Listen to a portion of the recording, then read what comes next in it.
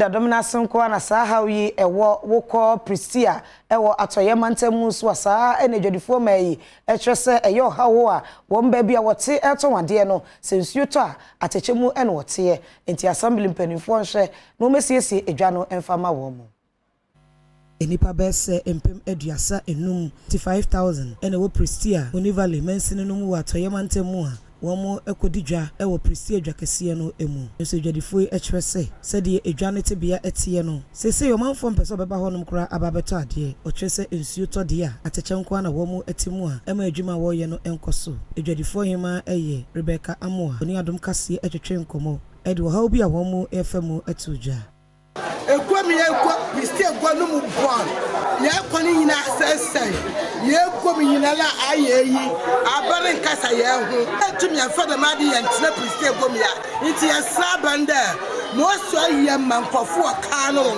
onda na nu ambe Prestea-Huni chade Prestea-Huni kwami ya Prestea ye wo god wa ha god yi so aro wa ba woduada woduko na waje Prestea-Huni mo atro pashi ina kase ajeje ye ntoboa na se de ye goni ye pe na wa ase denti na abano ne emedida so ye go ye tete e move ye fi ye go tesina we yi suta obudu ye gomia ye kakakaka ya no ndu begom emponchi ye gomia ma denti no babandam ya tunade ogomia pa wonto o na tete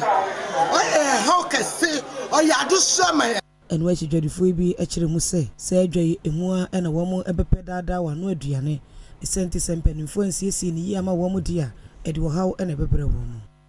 egwe ye wo mi ye hu bebre wo Ghana ha ye gwe do nya kra maje na hwebe wo twetwe na ntwida eko wa mo baby kama baby awon kse wo wi aba horo wan sound neat ahan me na super ye ne bi wo hade ahan me na wadada ntramo na wi ye boya wala brohan ye le fa wala GSK ye le fa wala GF phone ye bi papa wo go ye wo go me ha papa ye light de ahan de ne de e so e wa na bi so ye na e fit ni won aso wa no light ni won ti ade cha kakra bi na mo ahwe ye na ye fi no back